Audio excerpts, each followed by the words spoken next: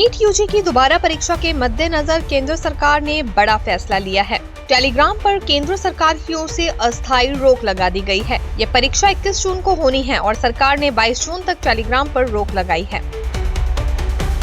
National testing agency ने कहा है, इलेक्ट्रॉनिक्स और सूचना प्रौद्योगिकी मंत्रालय ने सूचना प्रौद्योगिकी अधिनियम 2000 की धारा 59 के तहत एक निर्देश जारी किया है। इसके तहत भारत में टेलीग्राम प्लेटफॉर्म्स का एक्सेस एक तय और सीमित समय के लिए सीमित किया गया है।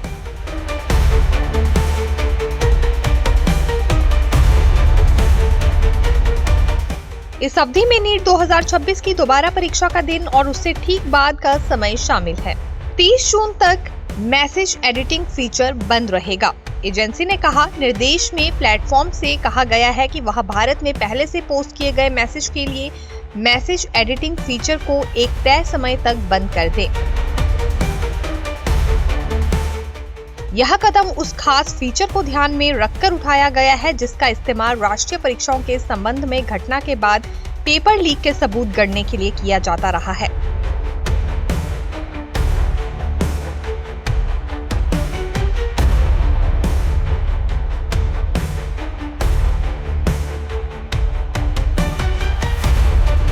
एनटीए ने कहा कि मैसेज एडिट करने पर रोक का मकसद यह था कि यूजर्स पुराने मैसेज में बदलाव करके और ओरिजिनल टाइम स्टैम्प बनाए रखकर पेपर लीक के झूठे सबूत न बना सके।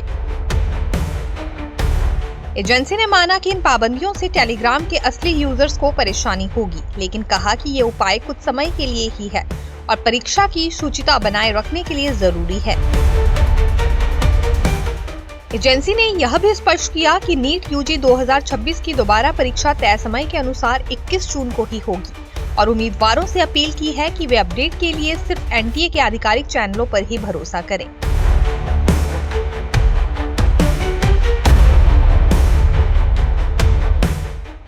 केंद्र सरकार ने 21 जून को होने वाली नीट यूजी की दोबारा परीक्षा की तैयारियां तेज कर दी हैं। मई में हुई परीक्षा को कुछ सवाल लीक होने के आरोपों के बाद रद्द कर दिया गया था। दोबारा परीक्षा की तैयारियों के बीच कैबिनेट सेक्रेटरी टीवी सोमनाथन ने हाल ही में नेशनल टेस्टिंग एजेंसी के अधिकारियों के साथ व्यवस्थाओं की समीक्षा की और चेतावनी दी कि जो कोई भी परीक्षा प्रक्रिया की निष्पक्षता को बिगाड़ने, उसमें बाधा डालने या उससे छेड़छाड़ करने की कोशिश करेगा, उस पर सख्त कार्रवाई की जाएगी। नवोदय टाइम्स पंजाब केसरी के लिए दीक्षा शर्मा की रिपोर्ट।